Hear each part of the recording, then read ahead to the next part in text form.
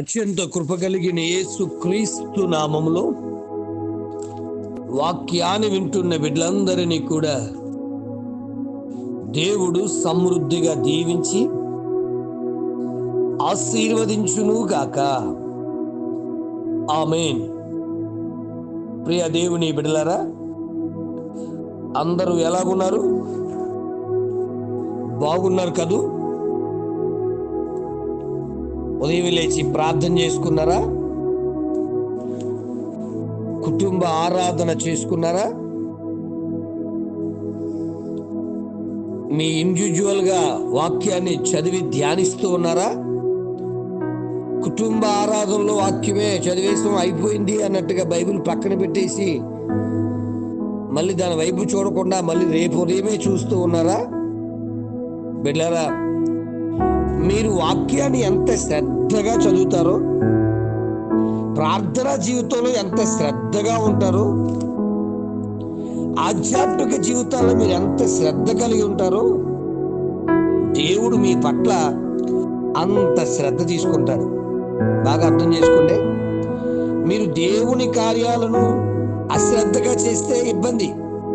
48వ అధ్యాయం 10వ యెహోవా కార్యములు అశ్రద్ధగా చేయవాడు శాపగ్రస్తుడని ఉంటుంది అక్కడ. ఈరోజు ఏదో చదివేశాం, పాడేశాం, వచ్చేసాం, వెళ్ళాం, ఆదివారం ఆరాధన ఇల్లు వచ్చేసాం, అశ్రద్ధ. ఈరోజు నువ్వు శ్రద్ధగా వింటే ప్రభువు వారు నీ పట్ల శ్రద్ధ తీసుకుంటాడు. అందుకే 28వ అధ్యాయం ద్వితీయోపదేశకాండలో కూడా ఏముంటదండి? ఆయన మాట శ్రద్ధగా వింటే ఈ దీవెనలన్నీ నీ మీదకి వస్తుందని రాయబడింది. ప్రియ దేవుని బిడ్డ, మరి ఈ రోజు నుంచి అయినా ఆయన మాట, ఆయన వాక్కును శ్రద్ధగా వింటావా? మనము ఆధ్యాత్మిక జీవితాల్లో శ్రద్ధ తీసుకుంటే మన జీవితాల్లో దేవుడు చాలా విషయాల్లో శ్రద్ధ తీసుకుంటాడు. మీరు చూడండి, కీర్తన 34:10 కానీ, మత్తయి సువార్త 6 అధ్యాయం 25, 26, 27 చదివితే దేవుడు మన ఆహారము, వస్త్రాల నిమిత్తమై శ్రద్ధ తీసుకునే దేవుడు. ఇశ్రాయేలు జనాంగం అన్ని లక్షల మంది ఉన్నా వారికి పరలోక ఆహారం మన్నాను పంపించారని, పూరేళ్ళ మాంసాన్ని పంపించారని, బండ నుండి నీళ్లు తెప్పించారని. ఇక చూస్తే ఆ 40 years కూడా వారి వస్త్రాలు పాతకెళ్ళలేదని, మరి వారి కాళ్ళు వాయలేదని. ఆయన ఎంతో శ్రద్ధ. దేవుడు నీ పట్ల శ్రద్ధ తీసుకోవాలి అంటే బిడా దేవుని కార్యాల పట్ల నువ్వు శ్రద్ధ తీసుకోవాలి. ఇంకా చూస్తే 91వ కీర్తన 3వ వచనం, ఆయన మన ఆరోగ్య విషయాల పట్ల శ్రద్ధ తీసుకుంటాడు. బిడ్డ, ఆయన రెక్కల కింద మనకు ఆరోగ్యం కలుగును అనే మాట మనకు కనబడుతుంది. నిర్మాకాండం 16:26 చూస్తే, స్వస్థపరిచి యెహోవాను నేనే అన్న దేవుడు నీకు ఆరోగ్యం పట్ల, నీ ఆరోగ్యం పట్ల శ్రద్ధ తీసుకుంటాడు. ఉదయమే లేచి డాక్టర్ చుట్టూ తిరగడం కాదు, కానీ ఉదయమే లేచి దేవుని చుట్టూ తిరిగితే, దేవుని మందిరంలో గడిపితే ఆయన ఆరోగ్య విషయాల మీద శ్రద్ధ తీసుకునేవాడే ఉన్నాడు. ఇక మూడోదిగా చూస్తే ఆయన మన పట్ల తీసుకునే శ్రద్ధ దేని మీద అంటే ఆర్థిక విషయాల మీద. ఫిలిప్పు 4:19, యెషయా గ్రంథం 45:3, మత్తయి సువార్త 7 అధ్యాయం 8వ చూస్తే ఆయన మన ప్రతి అవసరము ఆయన మహిమేశ్వరంలో తీర్చడానికి మనకు దేవుడు మన ఆర్థిక విషయాల్లో సహాయము చేయవాడే ఉన్నాడు.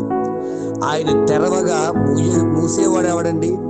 ఆయన సహాయము చేయగా ఆపేసేవాడు ఎవడండి? ఆయన ఆపితే ఇచ్చేవాడు ఎవడు? ఆలోచించే. మొదటగా మన ఆహార విషయాల్లో, మన వస్త్రాల విషయాల్లో శ్రద్ధ తీసుకుంటాడు. ఆరోగ్య విషయాల్లో దేవుడు శ్రద్ధ తీసుకుంటూ ఉన్నాడు. ఆర్థిక విషయాల్లో శ్రద్ధ తీసుకుంటున్నాడు. అంతేకాదు బిడ్డలారా, ఆత్మీయ విషయాల పట్ల కూడా మన పట్ల దేవుడు శ్రద్ధ తీసుకునే వాడై ఉన్నాడు. ముందుగా హెచ్చరించారు, అబద్ధ బోధకులు వస్తారు, జాగ్రత్త. నేనే క్రీస్తుని అంటారు, జాగ్రత్త. పీనుగా ఎక్కడుండో గ్రద్దలు అక్కడ పోగొడతాయి. ఆధ్యాత్మికంగా చర్చల స్థితిలో ఉంటే గ్రద్దల్లాగా నిన్ను దోచేసేవారు ఎక్కువ ఉంటారని చెప్పేసి దేవుడు మనకి మరి చాలా స్పష్టంగా పరిశుద్ధ గ్రంథం తెలియజేశాడు. ఆహారము, వస్త్రం విషయంలో శ్రద్ధ తీసుకున్నారు. ఆరోగ్య విషయాల్లోనూ, ఆర్థిక విషయాల్లోనూ, ఆత్మీయ విషయాల్లోనూ, అదే కాదు మనకు అపాయము రాకుండా కూడా ఆయన మన పట్ల శ్రద్ధ తీసుకునేవాడై ఉన్నాడు. 121:7 మనం చూసినప్పుడు నీ రాకపోకలేదు యెహోవా నీకు తోడుగా ఉంటాడని, 34:7 కీర్తన 91:4-7 చరణాలు చూస్తే ఆయన మనకు అపాయము రాకుండా తన దూతలకు ఆజ్ఞాపిస్తాడు. నీ పాదములకు రాయి తగులకుండా వారు ఎత్తి పట్టుకుంటారని రాయబడి ఉంది బిడ్డ. అంత గొప్ప విషయాల్లో ఆలోచించండి.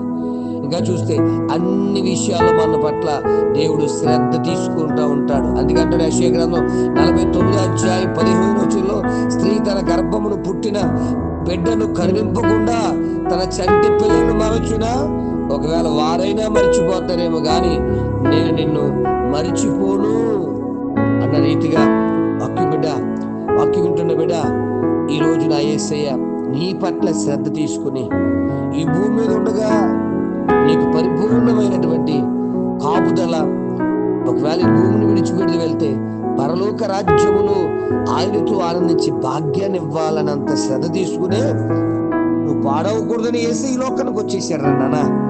మరి యేసయ్య నమ్మిన నీవు ఆయన కార్యాల పట్ల, వాక్యం చదవడం పట్ల, ప్రార్థన చేయడం పట్ల, ఆధ్యాత్మిక విషయాలు నీవు ఇవి చేస్తే ఈ భూమి మీద ఎలా బ్రతకాలో, నీకు ఏమేమి కావాలో ప్రతి అవసరాన్ని బట్టి ఆయన శ్రద్ధ తీసుకుని ఆయన మహిమేశ్వరుడు ప్రతి అవసరాన్ని తీరుస్తాడు. మరి ఈ రోజు నుంచి అయినా ఆయన పరిచర్య పట్ల, ప్రార్థన పట్ల, మందిరం పట్ల మరి ప్రత్యేక శ్రద్ధ కలిగి జీవించు. దేవుడే మీ ప్రతి అవసరమును తీర్చి ఆశీర్వదించి వర్ధలింప చేయను గాక. ఆమె తండ్రి నీకు స్తోత్రాలైనా యేసు నామములో అయ్యా మీరు మాట్లాడుతున్న మాటలు బట్టి వందనాలయ్యా. మా జీవితాల్లో ప్రత్యేక శ్రద్ధ తీసుకుంటూ, మా జీవితాల్లో పరిపూర్ణమైన ఆశీర్వాదం ఇస్తూ అయ్యా, ఆహార విషయంలో, వస్త్ర విషయంలో, ఆరోగ్య విషయంలో, ఓ దేవా ప్రయాణాల విషయంలో ప్రభువా మీరు మా పట్ల తీసుకుంటున్న శ్రద్ధను బట్టి వందనాలు. మమ్మల్ని దర్శించి, దీవించి, బలపరిచి, మేలుతో నింపండి. ఈ వాక్యాన్ని వింటున్న బిడ్డలు అయ్యా మా పట్ల శ్రద్ధ లేదేమో, అయ్యా మా పట్ల దేవుడు కనికరం లేదేమో అని బాధపడుతుంటే ఒక్కసారి వారిని దర్శించండి. వారికి అర్థమయ్యేటట్లు ఈ వాక్యాన్ని ఇంకనూ వారి హృదయంలో ప్రేరేపణ కలిగింప చేయండి అయ్యా. మేము దేవుని పనిని శ్రద్ధగా చేస్తే దేవుడు మా పనులను శ్రద్ధగా చేస్తాడు అని ఆలోచన కలిగి, నీ పని పట్ల శ్రద్ధ కలిగి, వాక్య ధ్యానం శ్రద్ధ కలిగి, ప్రార్థించే విషయంలో శ్రద్ధ కలిగి అయ్యా మీరు ఇచ్చే ఆశీర్వాదాలు పొందుకునే కృపను అనుగ్రహించి వర్ధలింపజేసి భద్రపరచమని, మహిమ పొందమని యేసు నామమున అడుగుచున్నాను తండ్రి. ఆమేన్. ప్రార్థన అవసరం కొరకు సెల్ నంబర్ 9866958571. ప్రభు కృప